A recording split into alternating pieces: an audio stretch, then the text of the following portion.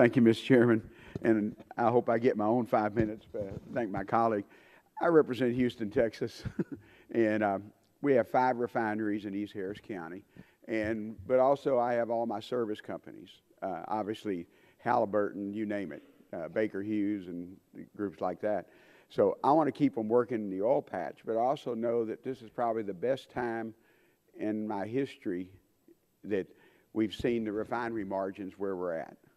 And that's what I wanted to ask Ms. Smitsky, or Admiral. Typically, the integrated oil companies that have refiners and production, they have refining, but that is not their profit centers. Most of the profit center is the production side. Although we do have 3 of those refineries are also independent refiners that are not integrated or majors. Have y'all done any research on the refining capacity? Because I know the shutdown of refineries, smaller refineries around the country, there was some concern over the years that even though, and we weren't producing as much crude as we needed like now, but also we were losing refining capacity. Have y'all looked at those numbers? We have a study underway on the ability of U.S. refineries to absorb this increase in the lighter oils that are being produced from the shale formations. And we'll have that out, I think, sometime in the early part of next year. I think the general feeling is, and if you come back to the complexities of this, there are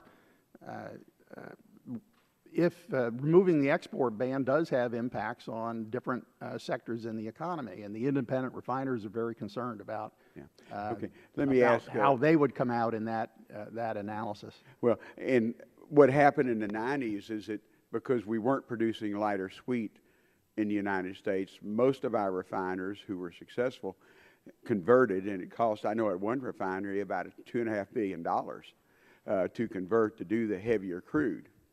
Have y'all put any cost estimates on? That's going to be that, Congressman.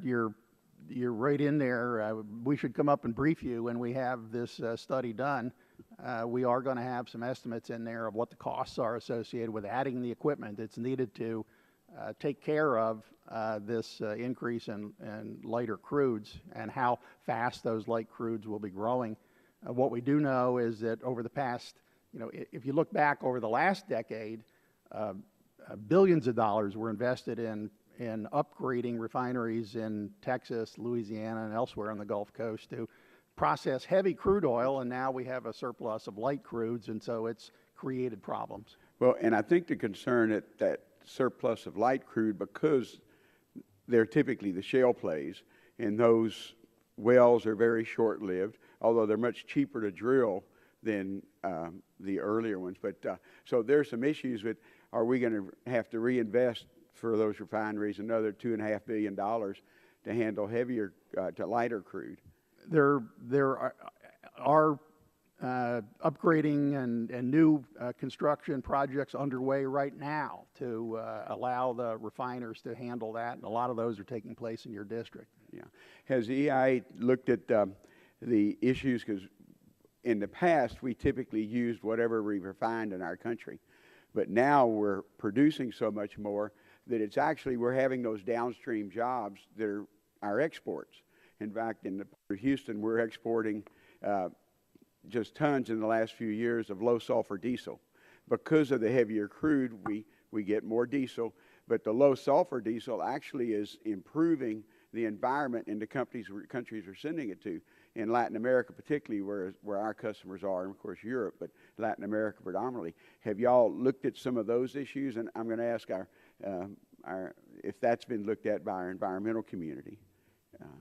Has EIA done that, or? That's going to be part of our study, so we'll... Okay. I look forward to the study.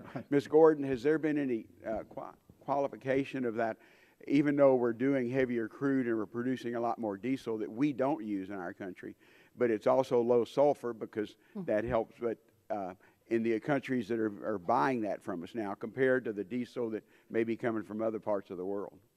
Yeah, certainly taking the sulfur out will be fantastic for health and for the environment. But a bigger question with the heavy oils is petroleum coke. and what happens with the very bottom of the barrels. So when you put coking capacity into these refineries, you basically remove the middle of the barrel, and you end up with a lot more gasoline and diesel, which is good for profit, and then a lot more of a solid substance called petroleum coke. And we're also exporting that. I think we've increased, out of Texas, the U.S. has increased its petroleum coke exports to China like 70-fold in the last several years. So, and it's a coal substitute, and it's worse than coal in terms of emissions. So it kind of cuts both ways. Mr. Chairman, I know I'm over my time on Mr. Barr, but I'd like to talk about petroleum coke when I get to my time. Thank you, Mr. Chairman. Let me get back to some of these. Well, first, Mr. Chairman, I'd ask unanimous consent to place a statement into the record. And I think it's no doubt that, in fact, the CBO report that was just released talked about a policy shift in exporting crude would pinch refiners' profit margins, but also harm foreign oil producers. But let me go down the list about, we are exporting oil now, and but it fits the definition of a condensate, that there's actually a mechanism where you get that lighter sweet out of the ground, you run it through what I would call a very limited refining process, but it fits the definition that we can export right now. And how does EIA classify least condensate, if that exporting? Mr. Crude, there are at least 4 big ways of trying to define condensate. The way EIA has historically done this is literally based on the location. If it's produced on an oil lease and is mixed back into the crude oil stream, we counted it as least condensate and measured it in barrels. Is that the same definition as Department of Commerce for export? The Department of Commerce is looking at it from a different standpoint, and reportedly, the Commerce Department is now, through letters to the individuals who asked for a ruling on it, is allowing processed condensate. So if you take this very light crude oil, process it through a distillation tower, it would qualify as a product, and products under U.S. law right now can be exported. Okay. Would it help to have a uniform definition for government agencies, particularly if lawmakers wanted to craft better regulation or legislation, to have one definition for condensate? We've been trying to at EIA, we've been trying to understand the different definitions, and I suspect that a one-size-fits-all might not actually work perfectly. We would still have, at EIA, for example, we would want to make sure that we are able to count this processed condensate so that we don't double count how much of the material is in our system, and that's a complication of the existing rules. Okay. Does EIA track exports of condensate production now, or production and exports? Do you track any of that production? The export data is provided to EIA by the customs people. Okay. And so we do not have that. We do our own survey of imports. Interestingly, if you think about all of the history that's been brought up here today, we wanted to do our own survey of imports because that was what was really big, and that was what was supposed to grow, and we don't have a survey of exports. Okay. How readily available is that information? That information is actually is available from the customs people, and we have been working with them on speeding up EIA's ability to get that data. Okay. Dr. Ebinger, I know your testimony in your briefing book, Big Bets and Black Swans, in early 2014, you authored a section to lift the ban on U.S. Oil exports. You state that unrestricted exports in combination with increased investment in infrastructure are expected to generate income, jobs, and taxes through the production chain. Do you think domestic transportation of oil is a major factor facing our energy sector? Good example, limitations on pipelines. Could you turn on your mic? I think the fact that we have not built some major pipelines, Keystone being one of them, has certainly led to a more dangerous transportation system by rail particularly, but also by truck and barge, a more expensive transportation system than would be needed if we built some pipelines. So, you know, I think if as a nation we're going to accept unconventional oil and gas drilling, which I certainly do, then we need to build the attendant infrastructure as cost effectively as possible to get that to market. Okay. Mr. Chairman, thank you. This time recognize, did you want to ask some additional questions, Mr. Green? Mr. Chairman, I'd just like to follow up with Ms. Gordon on the I'll recognize for 5 minutes. Oh, well, thank you. The Energy Policy Act and Conversation Act of 1975, you discussed. Importantly, EPCA also addressed vehicle standards, energy efficiency, conservation, and created the Strategic Petroleum Reserve. If the next Congress addresses the export issue, should there be an effort to address the other sections, like the Strategic Petroleum Reserve? I think we're in a transition when it comes to oil, and that's been very obvious. And so oil policy, energy policy is going to be an important new chapter that follows that. Okay.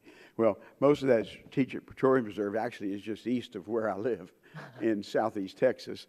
And it's important, but again, if we're producing what we are, although we're still not producing enough oil for our own consumption, mainly because of the types of oil we have.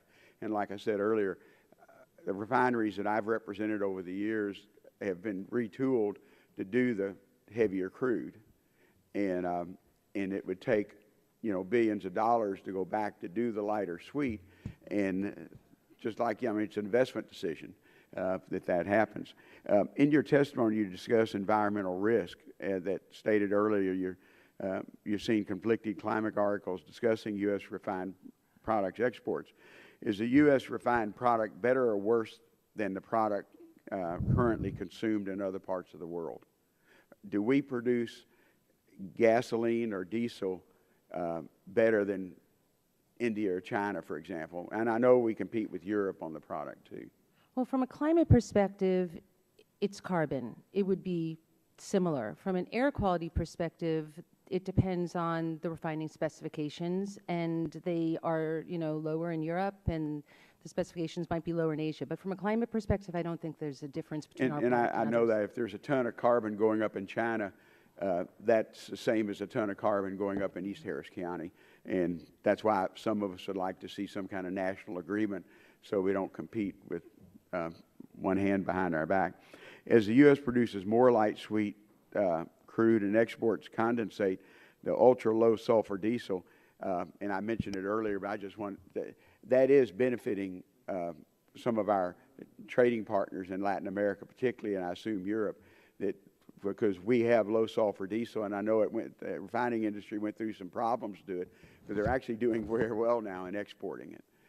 Does that help the climate, at least the pollution issues in other countries? Not climate, but air pollution. Not climate, but air pollution. Yeah. Okay. Sulfates that are in the air, so it would be much more of a respiratory Yeah. issue and not climate. Well, that's probably more immediate than the rise in the sea level and things like that. So, but it does have a benefit for those countries. Now, let me talk about petroleum coke for the last minute. The highest mountains, the highest points in my district is either a landfill or the tons of petroleum coke, and it is shipped out. Yeah. And in the 2005 energy bill, where we set up loan guarantees through the Department of Energy for a number of things, including wind and solar, and my colleague Joe Barton's not here, we put in there for research into what we could utilize petroleum coke for other than just shipping it to China and India to burn, which again puts carbon in the air, but also the local is there any support for trying to use something alternative? I got involved with coal ash because it was used for road beds. Is there anything else we could use for petroleum coke for? Because it is. We can't burn it here because it's so bad. Exactly. You know, it's a matter of taking the bottom of the barrel where there's no economics left and putting more money into it. There definitely are things you could do with that petroleum coke, the fuel grade petroleum coke. You could take the heavy metals and the sulfur out and make it actually a beneficial industrial byproduct, but it's going to cost money to do that. Yeah. So it's not economical. It's not economic. It's much cheaper to put Not it if on someone will take it. a ship and send it to someone else to burn it. Okay. You know, Mr. Green, maybe we're going to say one thing about the SPRO, because the Strategic Petroleum Reserve.